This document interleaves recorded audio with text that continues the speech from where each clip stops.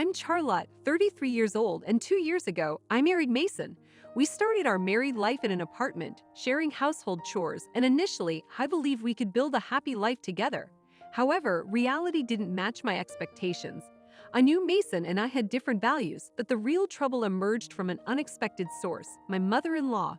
It all began within the first month of our marriage. One morning as I was getting ready for work, my mother-in-law suddenly appeared at our door, questioning why I was leaving so early. Despite explaining that I was heading to work, she reacted with disbelief, insisting that now as Mason's wife, I should prioritize my duties at home. Instead of supporting me, Mason simply bid farewell and left for work, leaving me to face his mother's scrutiny alone. Feeling unsure of what to do, I tried to appease my mother-in-law by pretending to be late for work. But her attitude didn't change. She continued to lecture me about my responsibilities as a wife, insisting that I should trust Mason to handle everything and remain at home. Despite my attempts to politely dismiss her, she persisted and even stayed at our apartment throughout the day. Upon returning from work, I was greeted with another round of lectures from my mother-in-law, who sternly instructed me to sit down and listen to her views on the duties of a wife. Feeling overwhelmed and intimidated by her forceful demeanor, I reluctantly complied. To my dismay, Mason arrived home in the midst of her lecture, and she made sure he joined me in receiving her lecture. "You are a husband, therefore be dignified. If your wife does whatever she wants, your family will break apart." Mason frequently apologized to his mother. I couldn't comprehend Mason's weakness toward his mother. Times have changed, and my mother's values are hers alone. It's none of our concern, yet she arrived early in the morning and gave us trouble. Furthermore, she wants me to leave my job, regardless of how you look at it. There was no purpose in obeying my mother-in-law's instructions. Nonetheless, I was quite uncomfortable. He would do what he was told. I grumbled to him when my mother-in-law left. "Why do you always listen to your mother? She's simply imposing her ideal family on us. It's wrong to be forced to do this. This is ludicrous." But Mason seemed to have a weakness for his mother throughout his life. "I'm sorry, but I can't refuse if she demands it. Can't you do what mom says? Just once? My spouse asked me this. That's impossible. You understand how vital my job is, don't you? I'd like to welcome your mother inside the house the next time she visits." "No, you cannot do that." Mom will become enraged and claim it is the husband's fault for being unable to control his wife.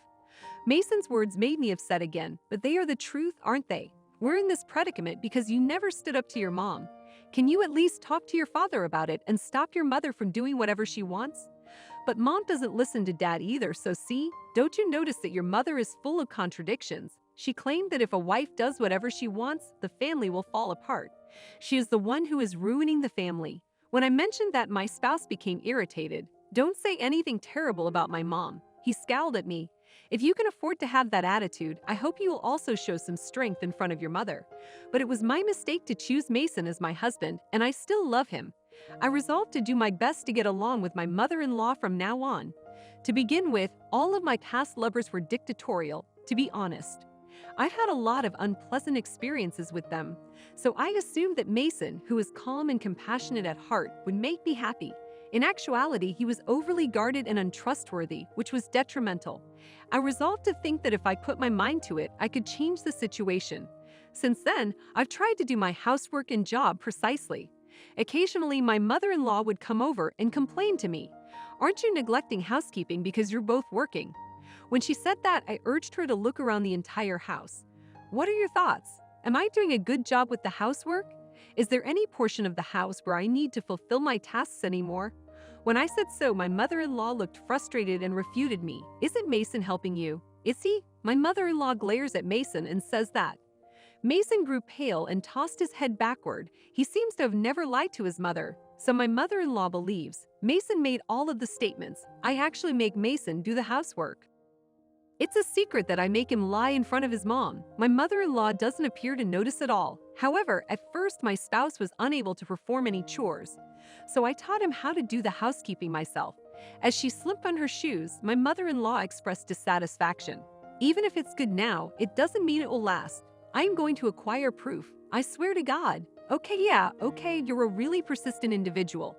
I was going to let us continue in this manner.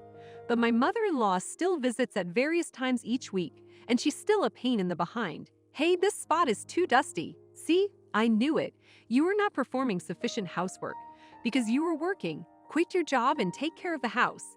This kind of living continued for 2 years. To be honest, I was growing tired of this marriage. It's difficult just to have her stop over every now and again to check on the housework. She then checks the fridge and the clothes. I wonder how much she can drive people insane. That day, my mother-in-law arrived as usual and began searching through the refrigerator. What? You have nothing in here. You cannot even prepare a good supper for Mason. Quit your work already. Mason returned home with a large shopping bag in each hand. What poor timing. My mother-in-law was horrified to see him and began to create a scene. My God, Charlotte, what were you thinking when you had your husband help with the housework? Ah well, with all due respect, this type of behavior is not the standard anymore. Families with old-fashioned ideas, like you, or rather, declining. When I said that, my mother-in-law's face grew red and she began to yell at me. You do anything you want and make things disgusting. And you, Mason, why do you allow her to do this to the man? And his face is becoming pallid. He places the shopping bags on the floor and rolls his shoulders. It remains silent. I said to myself, he's a really pathetic guy. Then I responded to my mother-in-law in a loud tone of voice.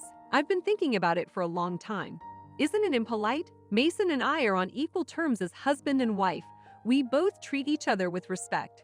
We've opted not to place the responsibility on either side, and I plan to continue working even if we have children. At that point, I'll ask Mason to help raise our child. We are our own family, apart from yours. So please don't intervene too much. Then my mother-in-law shook her head and stated, I'm done with this house. Then she departed. Mason apologized to me with a terrified expression. Sorry, I didn't respond. You do not need to apologize. I've accepted that you were that way long ago. Do not worry about your mother. Simply be yourself as you are, and I love you, Mason observed. When I said that, I saw tears in his eyes. Since then, I haven't spoken with my mother-in-law, and she no longer visits the house unexpectedly. I became sick one day and had to take the day off work. I decided to go to the hospital to check on anything. I took a pregnancy test and received a positive result. At 5 weeks pregnant, I went to the OB/GYN for the correct test, and we found out. We were expecting twins. I was the first to share the news with Mason. He was overjoyed. We called each other's parents, and they all congratulated us. My mother-in-law arrived at our house for the first time in a long time, and she greeted me with a smile I had never seen before. Congratulations, Charlotte. From now on, I will help you in every way I can. Please do not hesitate to contact me for the first time. My mother-in-law smiled at me. I could honestly express my gratitude to her. Then the morning sickness became worse. I took my maternity leave early. I was scheduled to return to work a year after the birth. In the meantime, I performed as much housework as possible. Mason, my parents and sometimes my in-laws came to the house to help me out. We found out that both of our children were girls. My mother-in-law instantly purchased baby goods despite the fact that the due date had yet to arrive. I did not want her to offer me toys that a 5-year-old would use so soon. But I grinned as I thanked my mother-in-law for her compassion. She appeared to be in a good mood. Just as I was enjoying a tranquil moment, my mother-in-law whispered to me unexpectedly, "So Mason can now have a decent family." What have you said? My mother-in-law's statements concerned me, so I asked again. So what do you mean by that? I mean, you are going to be a housewife, right? I mean, finally. Mason may struggle since he is a twin, but I believe he will be more motivated to work harder at his career. You will support Mason and be a nice mother to the children. That is what a decent family is like. My mother-in-law's statements horrified me. I groaned and wondered if I'd have to struggle with her for the rest of my days. I then told her the truth. With a blank look on my face, I'm returning to work after my maternal leave. What? You aren't lying to surprise me. Are you in? No, I am not. In addition, Mason intends to leave his position after I return. Mason has decided to become a full-time stay-at-home dad. Huh? What nonsense are you talking about? You are a mother, but you don't want to raise your children. Well, my income is greater than Mason's. Of course, I will help him while I work. We both felt it would be better for our children. Then my mother-in-law started trembling. She turned her angry expression at me, which I had never seen before. Impossible. That's unforgivable. I did not raise Mason to be unhappy. Divorce. I will definitely get him to divorce you. My mother-in-law muttered this and bolted out of the apartment as if she were fleeing. Mason returned home from work with a sad expression on his face. Mom was really annoying. She called me at work.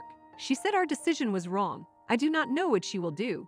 She might do something wild. Charlotte, why don't you return to your parents' place for a bit and have the twins there?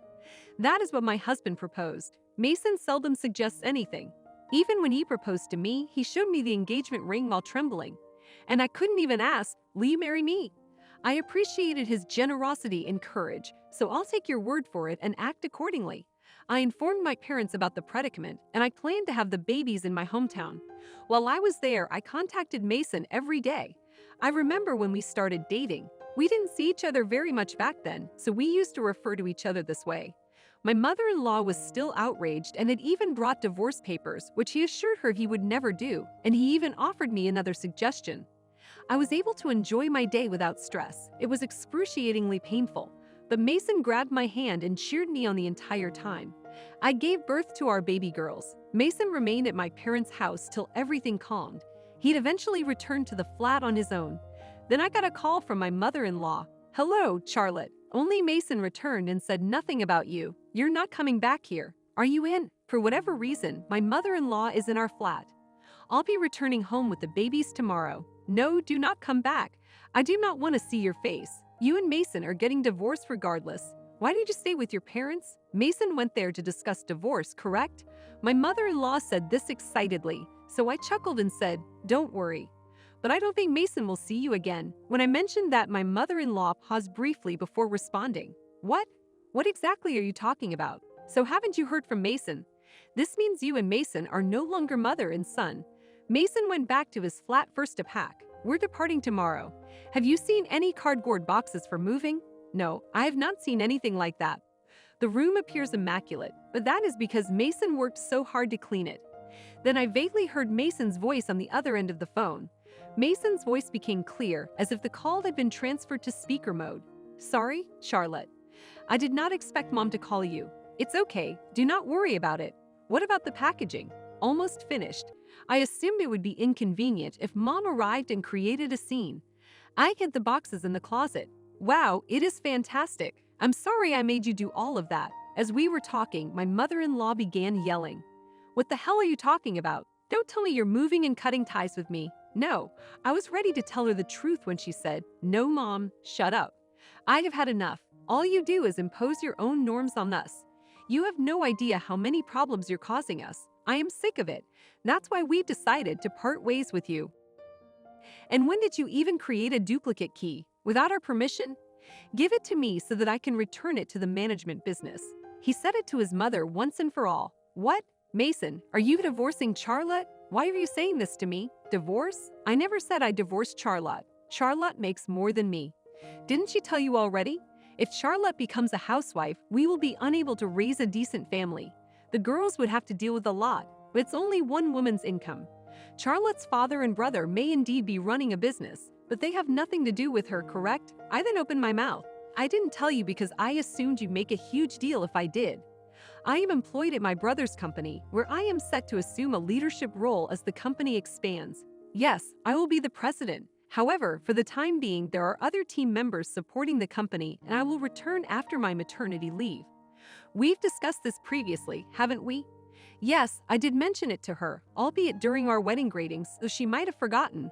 My mother-in-law seemed momentarily speechless, but then Mason chimed in, "Oh, and Liam works at Charlotte's brother's company." Liam is Mason's younger brother, serving as a sales manager at my brother's firm. It's a small world. I met Liam at the wedding and discovered his relation to Mason. My mother-in-law's voice trembled as she apologized profusely, expressing concern for Liam's job security. I assured her that I wouldn't terminate an employee hastily, especially due to Mason's threats. However, despite her pleas, Mason abruptly ended the call, signaling a severing of ties. The following day, my parents assisted me in settling into my new home with the twins, as the movers had already transported our belongings. Mason unpacked while my parents helped organize everything. Eventually, my father-in-law visited us, having decided to disassociate from my mother-in-law following Mason's lead. It became evident that my mother-in-law's outdated beliefs had alienated the entire family, prompting Mason and his brothers to distance themselves from her.